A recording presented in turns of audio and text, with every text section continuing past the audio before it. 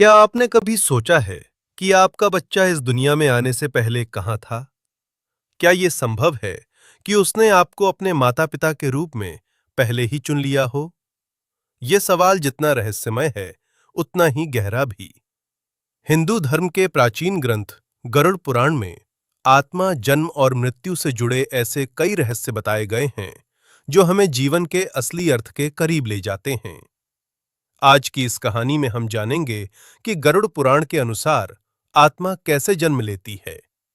क्या बच्चा अपने माता पिता को चुनता है और जन्म से पहले उसकी यात्रा कैसी होती है? आत्मा क्या है और कहां से आती है? गरुड़ पुराण के अनुसार आत्मा अजर अमर है। न इसे कोई जला सकता है, न काट सकता है। ये केवल शरीर बदलती है, जैसे इंसान पुराने कपड़े छोड़कर नए कपड़े पहनता है। जब किसी व्यक्ति की मृत्यु होती है, तो उसकी आत्मा शरीर को छोड़ देती है। लेकिन मृत्यु के बाद आत्मा तुरंत नया जन्म नहीं लेती। उसे अपने कर्मों के अनुसार कुछ समय तक अलग-अलग लोकों में रहना पड़ता है। मृत्यु के बाद आत्मा की यात्रा। गरुड़ पुराण में बताया गया है कि मृत्यु के बाद आत्मा को यमलोक ले जाया जाता है। वहां उसके अच्छे और बुरे कर्मों का हिसाब होता है। यदि आत्मा ने अच्छे कर्म किए हैं, तो उसे स्वर्ग में सुख मिलता है। यदि बुरे कर्म किए हैं, तो उसे नरक में कष्ट झेलना पड़ता है। लेकिन ये सब स्थायी नहीं होता। कर्मों का फल भोगने के बाद आत्मा को फिर से जन्म लेना ही पड़ता है। नया जन्म कैसे तय होता है?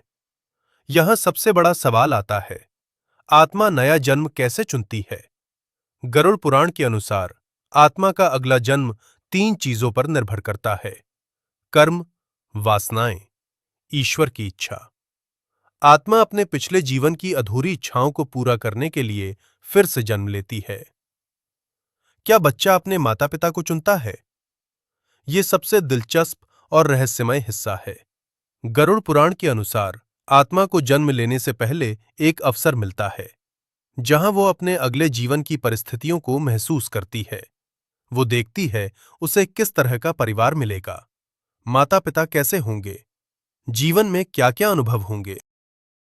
हालांकि यह चयन पूरी तरह स्वतंत्र नहीं होता, लेकिन आत्मा अपने कर्मों के अनुसार उसी परिवार की ओर आकर्षित होती है जो उसके लिए उचित हो। यानी यह कहा जा सकता है कि आपका बच्चा पूरी तरह से नहीं, लेकिन आंशिक रूप से आपको चुनता है। गर्भ में आत्मा का प्रवेश। गरुड़ पुराण के अनुसार आत्मा गर्भ में तीसरे महीने के आसपास प्रवेश करती है। जब आत्मा गर्भ में आती है, तब उसे अपने पिछले जन्मों की याद होती है। वो अपने कर्मों को याद करती है। वो ईश्वर से प्रार्थना करती है कि इस बार वो अच्छे कर्म करेगी। लेकिन जैसे-जैसे बच्चा बड़ा होता है, जन्म के समय वो सब कुछ भूल जाता है। आत्मा की प्रार्थना बहुत महत्वपूर्ण। गरुड़ पुराण में एक भावुक वर्णन मिलता है। जब आत्मा गर्भ में होती है, तो वह भगवान से कहती है, हे प्रभु, इस बार मुझे सही रास्ता दिखाना। मैं अच्छे कर्म करूंगा, किसी को दुख नहीं दूंगा। बस मुझे इस जन्म में सही दिशा देना। लेकिन जन्म के बाद माया, दुनिया की मोह माया, उसे सब भुला देती है। क्यों एक ही परिवार में जन्म मिलता है? कई बार हम सोचते हैं कि कुछ बच्चे अमीर घर में क्यों जन्म लेते हैं, कुछ गरीब परिवार में क्यों? गरुड़ पुराण कहता है कि ये सब कर्मों का परिणाम है। आत्मा उसी परिवार में जन्म लेती है जहां उसके कर्मों का फल पूरा हो सके, उसकी अधूरी इच्छाएं पूरी हो सकें, उसे जीवन के जरूरी सबक मिल सकें। माता पिता और बच्चे का गहरा रिश्ता। गरुड़ पुराण के अनुसार माता पिता और बच्चे का रिश्ता केवल इस जन्म का नहीं होता। ये रिश्ता कई जन्मों से चलता आ रहा होता है। कभी माता पिता बच्चे बन जाते हैं, कभी बच्चा माता पिता बन जाता है।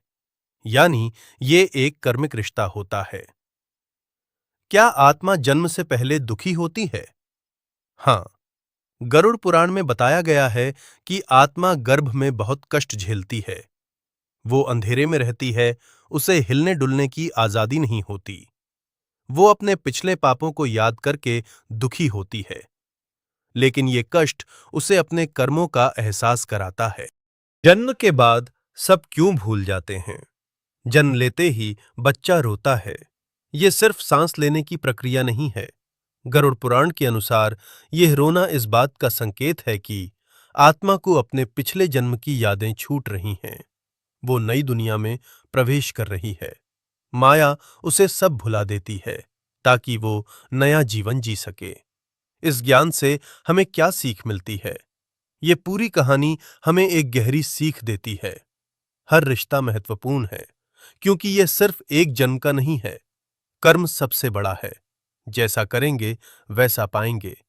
बच्चे को समझें, वो सिर्फ आपका बच्चा नहीं, एक आत्मा है जिसकी अपनी यात्रा है। जीवन का उद्देश्य समझें, सिर्फ पैसा और नाम नहीं, बल्कि अच्छे कर्म करना। एक भावुक उदाहरण कल्पना कीजिए। एक आत्मा स्वर्ग में खड़ी है। उसे बताया जाता है कि अब उसे फिर से जन्म लेना है। वो डरती है, लेकिन फिर उसे एक परिवार दिखाया जाता है। एक माँ जो बहुत प्यार करने वाली है, एक पिता जो मेहनती है। आत्मा मुस्कुराती है और कहती है, मैं इसी परिवार में जाना चाहती हूँ। और फिर वो आपके घर जन्म लेती है। तो क्या आपका बच्चा आपको चुनकर आया है? गरुड़ पुराण के अनुसार हाँ, एक हद तक। ये चयन कर्मों, इच्छाओं और ईश्वर की योजना का मिश्रण होता है। इसलिए अगली बार जब आप अपने बच्चे को देखें, तो ये सोचें, वो सिर्फ आपका बच्चा नहीं, बल्कि एक आत्मा है जो लंबी यात्रा करके आपके पास आई है। ऐसे ही गरुड़ पुराण के गहरे और आध्यात्मिक जीवन के रहस्य के बारे में जानने के लिए हमारे चैनल गरुड़ पुराण ज्ञान को सब्सक्राइब कीजिए। आपका दिन शुभ हो।